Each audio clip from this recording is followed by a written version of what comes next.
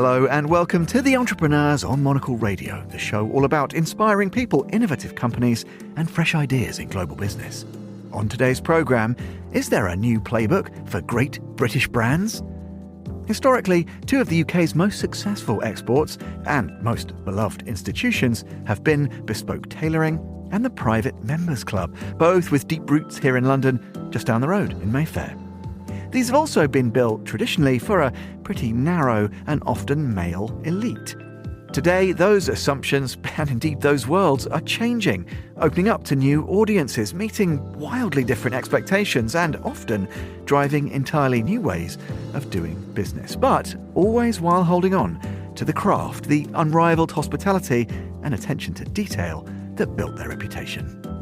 Coming up today, we'll catch up with a founder who is, quite literally, tailoring a centuries-old industry for a new kind of customer on Savile Row and beyond. The American consumer want to buy into and enjoy the very best that Britain has to offer. I love the idea of a woman sitting in Charleston saying that her Savile Row women's tailor is coming to see her for a trunk show. It's quite fun. And we'll hear from a former corporate executive who's rewriting the rules of the Members Club, replacing bricks and mortar with a roaming, experience-first community of genuinely like-minded individuals. So we wanted to be inclusive and non-judgmental and engaging, and that's really important to me. And so if you get that community right and the values right, people will keep turning up. This is The Entrepreneurs with me, Tom Edwards.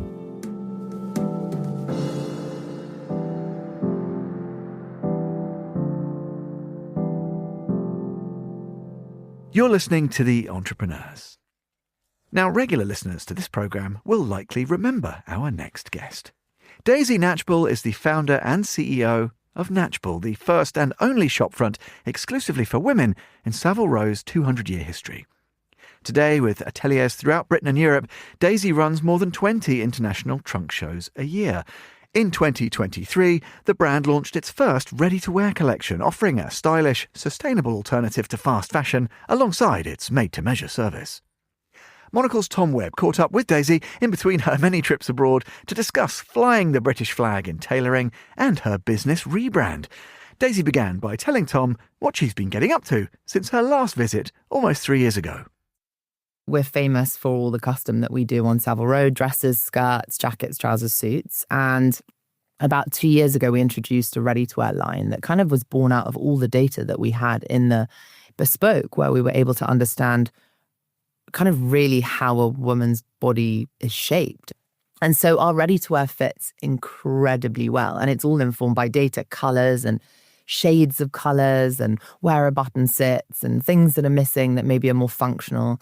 And that comes with us on these pop-ups around the world with all the Savile Row tailors and the beautiful ready-to-wear collection that complements really well what we do in the bespoke. So silk shirts, cashmere jumpers, trench coats, and also some suiting, dresses, skirts. We really want to be offering the modern woman everything with the assurance that the quality is paramount and the craftsmanship is the best of British. And we're really holding ourselves to keeping that quality and the customer service and all the goodness that we offer as we scale. So how are you flying the flag for Britain around the world? If you're not doing fashion shows, you say you're doing trunk shows? Yes, trunk shows. So these are pop-ups where we will build out as if we had a mini store, but often we do them in clients' homes around the world, which is really fun. So 2 weeks ago, I was in someone's home in Miami. A week after that, we were in 2 beautiful homes in Palm Beach. Next week, we'll be setting up in San Francisco, LA, New York, Texas, the Bahamas. Where there's demand, we'll go.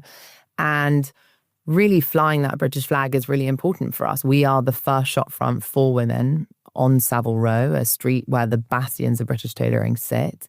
And in 2026, we sit there holding the largest shopfront. We're B Corp certified. We have some of the best craftswomen in the world at our fingertips. And we're determined to really redefine the luxury retail experience that is somewhat broken, where all we're hearing in the news, and we can see somewhat, is that quality is tanking and the prices are increasing. And the consumer's tired of it. They are lusting for something real, for something authentic, and for something where they can really feel the quality of what they're paying for and don't feel cheated.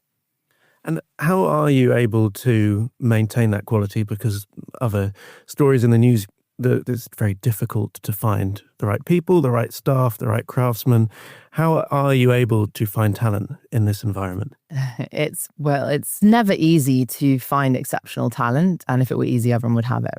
We really try and define ourselves in having incredible people that work with us. We're now a team of 45 people, 42 women and 3 men who are somewhat in the minority there. But it is an incredible team that's ever growing. And for us, it's almost holding true to what you believe and what you know and what you do that attracts the talent. I think that you can only pull the wool over someone's eyes so much. I think talent sees through that. I think in the same way of a consumer, they're attracted to people that have values and morals and beliefs and follow through and act upon those. And I think that's why we've been really lucky to attract some of the best talent from all over the world. I mean, between my 6 tailors, you have some of the best tailors that have worked in some of the greatest fashion houses in the world. My head tailor was Queen Elizabeth's tailor for the longest time.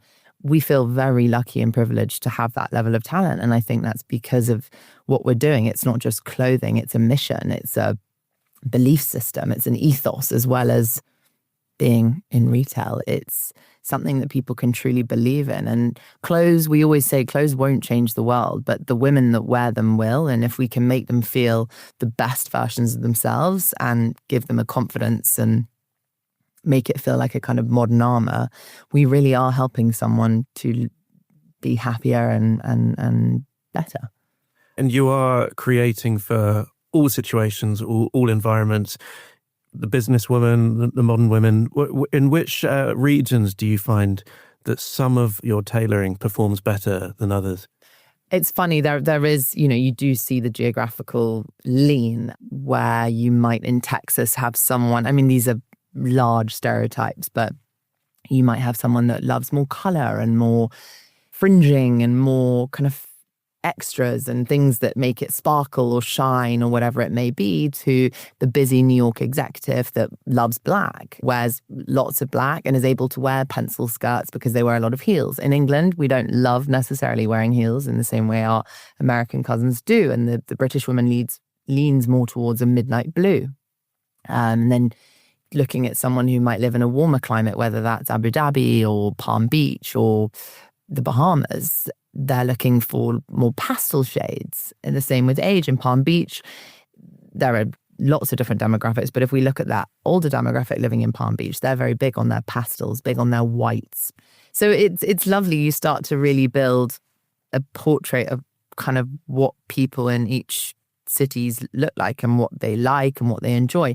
But then again, this is what I love. By the next minute, you'll have someone walk in who wants the entirely opposite thing. And that's wonderful. We can make yellow velvet dresses in the middle of 30-degree locations, and we can make beautiful linen suits in the middle of a -8 degrees in a trunk show we did in Toronto. So again, we're not held by trend or season or anything like that. We really are somewhere where your wildest dreams of what you'd like to wear can come true, and we can either guide you and handhold you the whole way, or we have women that really know what they want and we can facilitate that and make that happen. And you are spending a lot of time in the US, and it is a very important market. Why do you think it's growing? What do they love about British fashion? Why is the US market important to you? The US market has always been kind of central to our strategy. I mean, now it feels that the whole world in fashion are doing trunk shows. Trunk shows originate from Savile Row, where trunks would be packed and sent on boats over for fittings. And so it feels very fitting that we continue doing these trunk shows over in the US. The American consumer, the Anglophilia that they have over there for all things British is lovely. And I think it's important. And I think that they want to buy into and enjoy the very best that Britain has to offer through not just beautiful fashions and the great designers we've had, but the cloths and the tweeds and the, things that make the UK and British fashion so wonderful. And I think that as Savile Row's first shop front for women and now a global luxury women's wear label, we feel very proud of the fact that we come from the beating heart of Savile Row. And we always say there's nothing cooler. I love the idea of a woman sitting in Charleston saying that her Savile Row women's tailor is coming to see her for a trunk show. It's quite fun. Now, loyal listeners will remember you on the programme 3 years ago. There's been a lot of change since that moment, not least a big rebrand a couple of years ago. How did that go for you, and what did your loyal consumers make of it? It's funny because doing anything like a rebrand is very scary for so many reasons. You build a lot of cachet as a business. We were, to those that listened 3 years ago, if there are any of you, I'm very grateful for following on my story. Of course, they're there right now. We were the deck. And it's funny because when I launched this business, you never imagine, and this is nearly 7 years ago, and this is I don't want to talk too much about all the macro stuff going on politically, Brexit, COVID. This is before any of these things existed in our minds. And the deck felt fitting. It was 4 suits and a deck of cards at the time. I was focused solely on suiting women. And at the time, it was a very different world. I remember Lady Gaga wore a suit on the red carpet 8 years ago around the Me Too movement. And it was seen as a huge kind of statement. Whereas today, all we see is suiting on the red carpet, which is lovely. And we've had some amazing designers through time do suiting. By no means are we the first people to do this, but it was a very different world to the suiting that we see now in every high street store and every designer today. So it was amazing to be quite early in that again. And the deck was about changing up the deck, reshuffling the way we think about tailoring, prioritizing women, putting them on top. And it was a lovely analogy and image. And we worked a lot with the suits of a deck of cards, the spades, the diamonds. I never imagined that we would be sitting here today employing 45 people and doing trunk shows around the world with the business doubling every year. It's not something you ever imagine. The stats are so heavily against you. 1 in 100 businesses past their first year.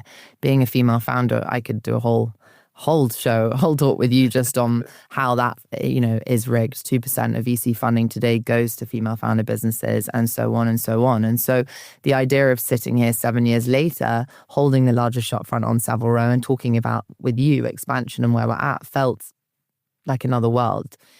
And so the deck served its purpose at the beginning, but more and more clients were asking why it wasn't my surname. And it felt very odd, the idea that I would name anything after myself. And slowly I came to realize that it looked less egocentric than I thought. And it was more that people really wanted to feel part of something. And by having a name, it felt that Knatchbull Savile Row felt like something that was going to be around for many, many years to come and stand amongst the bastions of British tailoring. But also now, as we grow, building out as a global luxury women's wear brand, having this name feels like it comes that my own personal values imbue themselves into this business as I step away as we grow and allow my incredible team to flourish and carry on that mission, not just through years to come, but through my lifetime.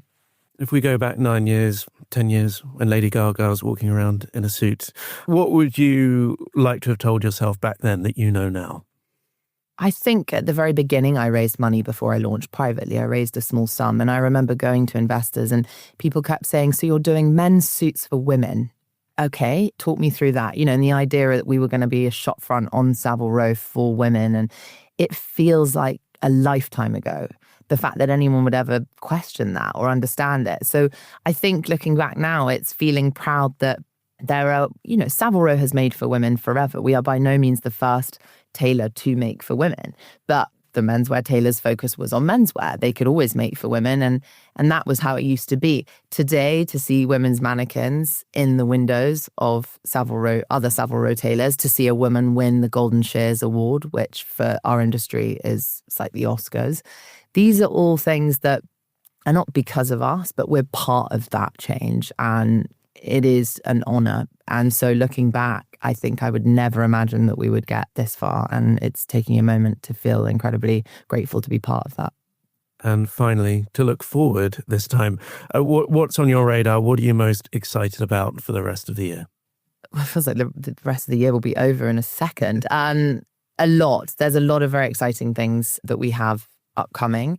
Definitely just more growth, sustainable growth, meeting more incredible women and doing some exciting things to meet more incredible women. So I can't say too much, but if you are interested, please follow our journey and tell your friends and watch closely, because I think there's some very cool things about to happen. That was Daisy Knatchbull, the founder and CEO of Knatchbull Savile Row. And you can find out more about the business and what it's got up its well-tailored sleeves by heading to knatchbull.com.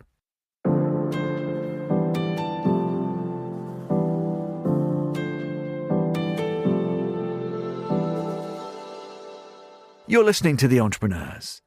Toby Gavain is the founder of Gaudium, a private membership community for the over 40s.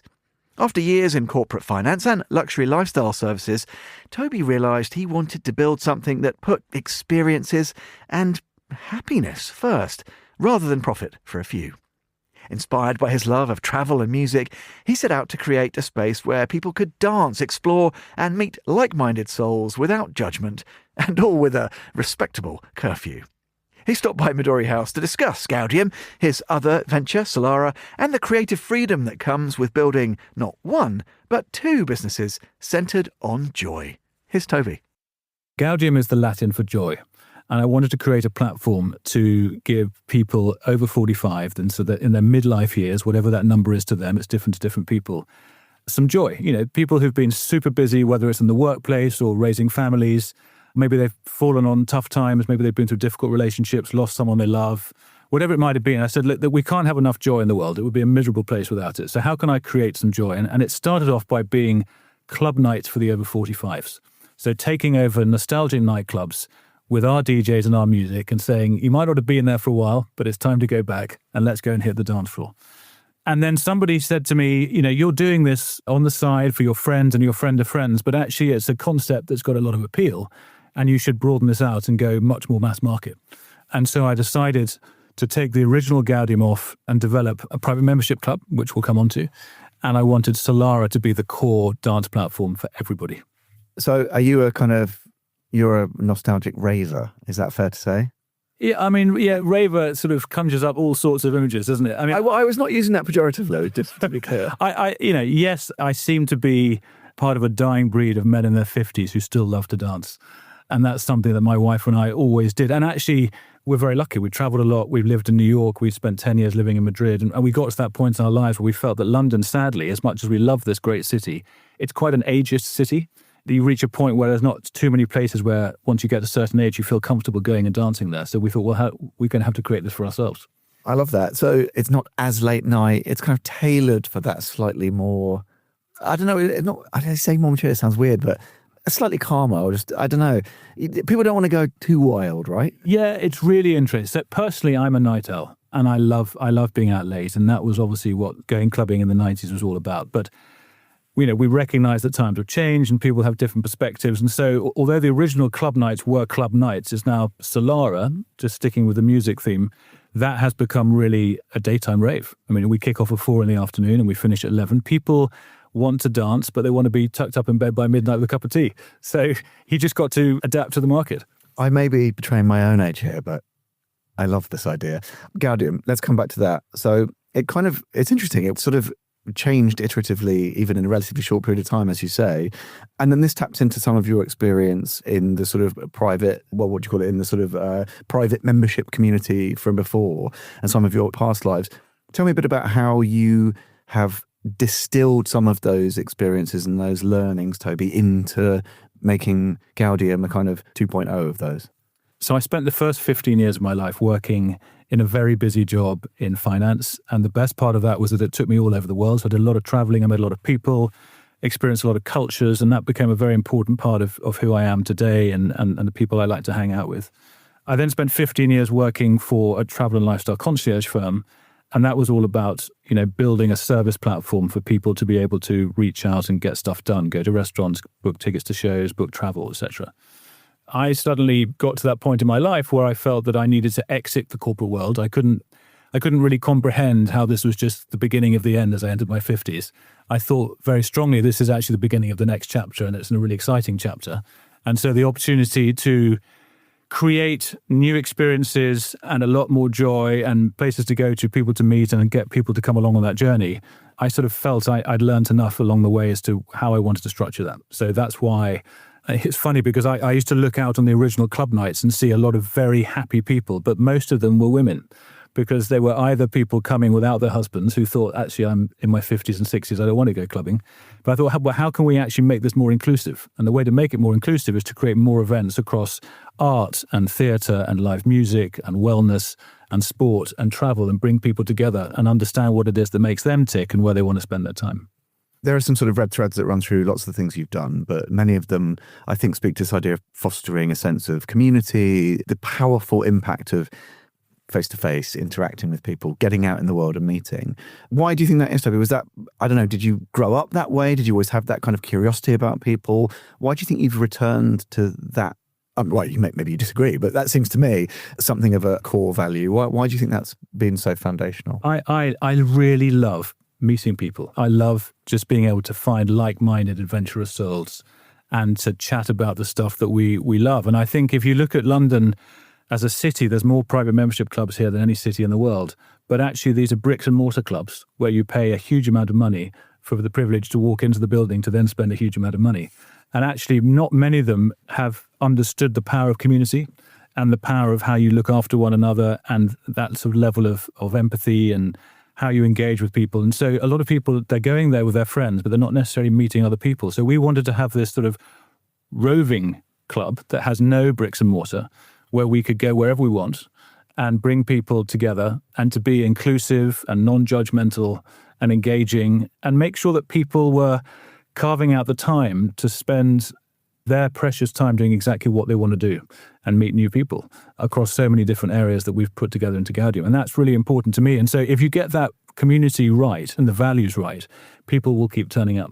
They'll enjoy it. They'll want to see people again. And they'll meet people that are not part of their network. Some people are very comfortable with their family and their friends, and they say they don't have enough time in their lives. Other people are still ambitious and keen to do more. And I guess that's what we appeal to. And it's interesting because this is a bit of a narrative. It reminds me of conversations that certainly here at Monocle we have, whether that's with leaders in luxury brands, certainly in premium hospitality, which is people are looking for something extra. I don't know if it's a reaction to the digital realm and the sort of ennui that has gripped people with that life. But the primacy of experience, the importance of offering people something beyond, it's not just a product. It's exactly as you said, it's about a sense of community. It's about doing something that brings joy, given the name. Is this the perfect time for Gaudium, do you think, because of people's frustrations with the digital realm and the soul-sapping tone of social media, etc.? Do you think that in a way helps the idea of Gaudium? I think there's an information overload in the digital age, and we're all huge fans of the different channels that we use. And I'm a massive fan of Monocle magazine. I'm not just saying that because I'm here, but so we get our stories and we get inspired from various different mediums. But I think that actually what people in our community crave is the opportunity for someone else to curate an inaccessible experience that they're not otherwise going to hear about. They don't have to plan it themselves. It's very much personalized because we saw this and thought of you type approach.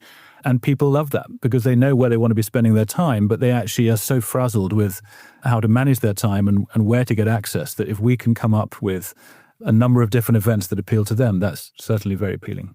How do you go about that curatorial process then, Toby? I guess you can choose things you like, and you have presumably colleagues whose judgment and values you respect and trust, and they have the autonomy to find fun things that will galvanize people. But what's the actual mechanics of delivering that service? I find it really interesting. It starts with a strong network. If you love people as I do, and if you've traveled a lot, and if you've worked at the coalface for different businesses, you naturally stay in touch and you keep those with you. And I've been very keen to say to all of our founding members, let's evolve this community together, because it is a community. There's no such thing as just us as the original founders of the business saying that it's got to be this way and only this way. You all have your own networks, you all have your own friends who are involved in different businesses and different brands and different venues. And so if you trust us, and trust and integrity are such an important part of this community, then let's evolve it together. And people feel quite protective about it, about who they want to see and how they manage it. So we'll come up with a lot of original ideas, and we can talk about some of those if we like. But we also say to people, look, let's make this a two-way street. You'll get as much out of this as you put into it. Give me an example. I mean, maybe you can't pick favourites, but have there been specific examples where you felt that exactly what you wanted to deliver has happened?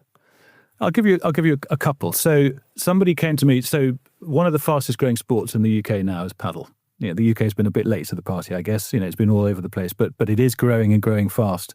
And a lot of our community love to play it. And so someone came to me and said, hey, I'm great friends with a 5-time Wimbledon Grand Slam doubles champion who takes paddle clinics, and maybe we just organise something in Portugal and get him to come down, and wouldn't that be fun? And I said, it would be fun, but it would be better to go to Sweden because he's Swedish. So why not go to his home city, go to Stockholm, let's go and play paddle on his paddle courts with him and his son, who's one of the top ranked players in the world. But then let's go and live the life of a Swede in Stockholm. So let's go and get out on the water. Let's go and find a cool place to dance. Let's go and sample some great food. The number one restaurant in the world right now is Fransson. So let's go and eat at Fransson. So we put together this 3 to 4 day break, which is paddle and play and total Stockholm immersion. And of course, people jumped at it. Why would they not? Just a final thought. In terms of your own ongoing bid to source inspiration, you mentioned that you love travel, you're a curious guy, so you're always on the lookout. Do you have to, if you're running a business particularly like this, make the effort to seek out other, service providers who offer a benchmark of excellence in this space? I mean, here at Monocle, we dabble a little bit in the odd curated weekend, as you'll be aware. But how do you or do you need to separate just your personal experience and what you learn as you go through the world and meet your friends and move around? Or do you have to kind of put that business hat on and be like, I need to look at other people who are innovating, or maybe you find someone who does what we do, but they do it a bit different, and see if there are learnings from them? How does that work? I think part of the problem in the event and experience space is that it's been talked up a lot and it's been hyped up a lot, and it's not entirely transparent. There's multiple layers involved. And so one of the things that we've insisted on from the beginning is we've got to go directly to source. So it's either going to be initially my friends and my network, or the friends and the network of the members that come into the community. I get the best job because I get to go out and do the recce and meet the people, because I want to make sure that everyone's going to be well looked after. How our community is looked after is incredibly important, and the first impressions they get. These are people who've travelled and done a lot of things in their lives, and they know how they want to be looked after. So I need to make sure that that's going to happen. And I don't think, for our purposes, I'm sure it works for others, for our purposes, if we were to outsource to third parties where we don't have complete control of that, it wouldn't work. Yeah, a critical lesson. What are you most excited about, Toby, if I can put you on the spot? As I said, you've already greedily got these 2 separate fun new businesses. I don't know, or is it one of those events that you've mentioned? Is there a date in your diary that you're is there something that's ringed in red on your desk calendar that you can tell us about? I just get a huge amount of, and I say this rather selfishly perhaps as an entrepreneur, but I just get a huge amount of joy out of seeing people having a great time. So whether it's sitting in a private dining room in London, watching a group of strangers hit it off and laugh and have fun. I always say to people when they come in, we're not here to talk about work. We're not here to talk about our kids if we've got them. We're here to talk about ourselves and what motivates us and what we enjoy day to day. And I also, without wanting to sound greedy, I love standing up by the DJ, looking out onto a sea of people who are just dancing all afternoon and having the best time. And I go home at night and I feel really contented. If I can bring a little bit of joy to people, whether it's on the dance floor or on any of the events that we organise, then I feel I'm contributing a little bit. That was Toby Gavain, the founder of Gaudium, and you can find out more by heading to gaudiumevents.com or email the team at info@gaudiumevents.com.